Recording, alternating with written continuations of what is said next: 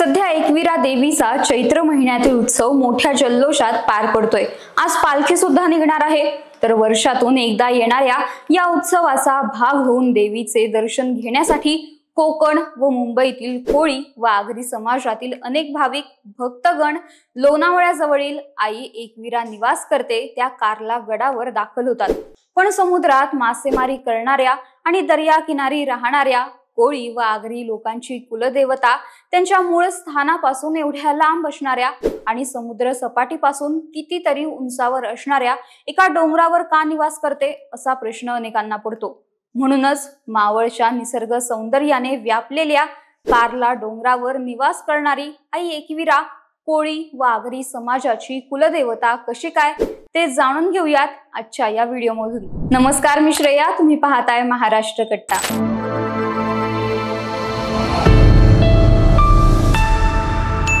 आपल्या मूळ प्रश्नाकडे वळण्यापूर्वी पहिलं आपण एकविरा देवी बद्दल थोडं जाणून घेऊयात। आई एकविराला रेणुका मातेचे स्वरूप समजलं जातं। जमदग्नी ऋषींची पत्नी असलेल्या रेणुका मातेचे भगवान परशुराम हे एकमेव वीरपुत्र असल्याने या देवीस एक वीरा अथवा एका वीराची आई असे संबोधले गेले आणि तेच नाव पुढे एकविरा म्हणून रूढ झाले असे सांगण्यात येते। चैत्र आणि अश्विन या 2 महिन्यात देवीची यात्रा भरते, ज्यातील सध्या चैत्र महिन्यातील यात्रा सुरू आहे। एकविरा देवीची चैत्र महिन्यात भरणारी यात्रा मोठी असते। चैत्र शुद्ध षष्ठीस प्रारंभ झालेली ही यात्रा पौर्णिमेपर्यंत सुरू असते। एकविरा देवीच्या यात्रेचा समारंभ 3 दिवस साजरा करण्यात येतो, ज्यात श्री एकविरा देवीचा भाऊ भैरवनाथ निवास करत असलेल्या म्हणजेच एकविरा देवीचं माहेर समजल्या जाणाऱ्या देवघर अथवा माहेरघर या गावात भाविक मोठ्या संख्येने पालखीसाठी सज्ज होतात।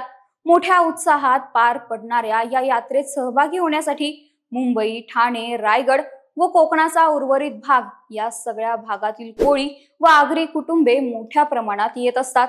पण दर्या किनारी राहणाऱ्या लोकांची देवी डोंगरावरती का निवास करते असा प्रश्न पडतो। एकविरा देवीच्या मंदिराविषयी सांगितल्या जाणाऱ्या एका आख्यायिकेनुसार पांडव जेव्हा अज्ञातवासात होते तेव्हा एकविरा माता त्यांच्या समोर प्रकट झाली आणि तिने पांडवांना तिच्यासाठी मंदिर बांधण्याची सूचना केली।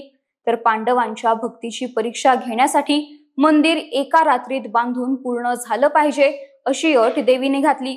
त्यानुसार पांडवांनी एका रात्रीत मंदिराचे बांधकाम पूर्ण करण्यासाठी कार्ला डोंगरावरील गुहेत मंदिर बांधून पूर्ण केलं।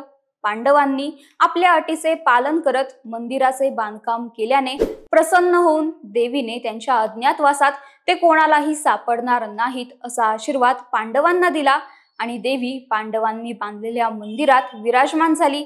त्यामुळे एकविरा देवीचे मंदिर कार्ला डोंगरावर असल्याचं सांगितलं जातं। रेणुका मातेचा अवतार असण्यासोबतच एकविरा देवी ही जलदेवता म्हणूनही प्रसिद्ध आहे। ज्या लोकांचा पाण्याशी जास्त संबंध येतो ते लोक जलदेवतेची पूजा करतात। तर कोळी व आगरी या लोकांचा व्यवसाय हा पूर्णपणे पाण्याशी संबंधित असल्याने हे लोक जलदेवतेची जास्त पूजा करतात। म्हणूनच या समाजाने देवीचे स्थान न पाहता जलदेवता म्हणून प्रसिद्ध असणाऱ्या आई एकविरेला आपलं कुलदैवत मानलं आणि तेव्हापासून आजतागायत एकविरा देवी कोळी व आगरी समाजाची कुलदेवी आहे असं सांगितलं जातं। तर कुलदेवता म्हणजे एखादं कुटुंब पिढ्यानपिढ्या ज्या देवतेची पूजा करत आले आहेत ती देवता होय। एखाद्या कुटुंबाची कुलदेवता ही ते कुटुंब वास्तव्यास असलेल्या भागातीलच असणं गरजेचे नसते। त्यामुळे दर्या किनारी राहणाऱ्या लोकांची कुलदेवता ही कार्ला डोंगरावरील एकविरा आहे, यात काहीही वावगं नाही असं अनेक जाणकार सांगतात।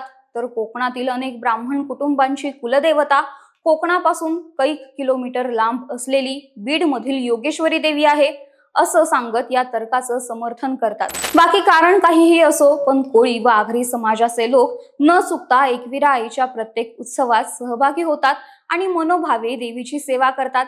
तर तुम्हाला ही माहिती कशी वाटली?